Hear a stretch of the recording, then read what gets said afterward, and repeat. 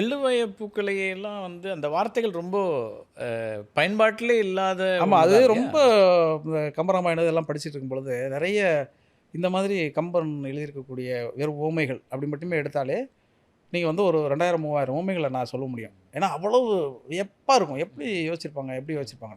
அதுக்கப்புறம் எனக்கு வந்து இந்த எள்ளுங்கிற சொல் வந்து நம்ம பயன்படுத்தியிருக்கோமே, இது சரியா சரியா இருக்குமா? இருக்கா? ஏன்னா கீழே இருக்கிற தூக்கி கூட போடலாம். கொல்லையில வாழையிலனே அந்த பாட்டை ஆரம்பிக்கலாம். ம், ம். அப்படி ஆரம்பிச்சிருக்கலாம். ஆனா நம்ம இதை ஆரம்பிக்காம இப்படி பண்ணியிருக்கோம் அப்படின்னு சொல்லிட்டு அப்போ யோசிக்கும்போது தான் கம்பன் வந்து எழுதின ஒரு ம். 2 பாட்டு ஞாபகம் வந்தது. ஏன்னா வந்து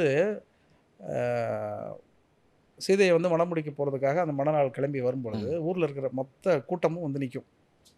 அந்த காட்சியை விவரிப்பார் கம்பர். இப்போ கம்பர் விவரிச்சுட்டு வரும்பொழுது என்ன பண்ணுவார், உளுந்து இடமில்லைன்னு இருக்கும் அதில். சரி. இடமில்லை உளுந்து இடங்கிற மாதிரி இருக்கும் அது. இது பார்த்தோன்னே இப்போ எள்ளு போட்டால் அவ்வளோ கூட்டம்னு சொல்கிறார் அவர். அந்த கூட்டத்தை வந்து எள்ளு போட்டால் எள்ளு எடுக்க முடியாது அப்படின்னு தானே சொல்லணும். ஆமாம். ஆனால் இவர் எதுக்கு உளுந்துன்னு சொல்கிறாரு சொல்கிறாரு அப்படின்னு ஏற்கனவே நிறைய நயம் சொன்னவர்களும் அதை எழுதியிருக்காங்க. சரி சரி. அதுக்கு என்ன எழுதியிருப்பாங்கன்னா, இது வந்து அவர் ஒரு நல்ல காரியத்துக்கு போகிறார், ஒரு சுப காரியத்துக்கு போகிறார்.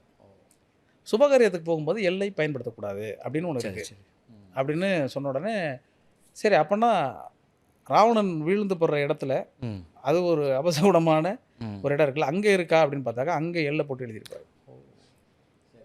வெள்ளருக்கம்னு ஆரம்பித்து அதாவது உள்ளிருக்கும் ஜானகி வந்து எள்ளிருக்கும் இடம் இல்லாமல் உயிர் இருக்கும் இடத்தனே தாக்கி அந்த அம்பு வந்து தொலைச்சிட்டு வெளியில் வந்துச்சு அப்படிங்கிற மாதிரி அந்த பாட்டு சொல்லி முடிப்பாங்க.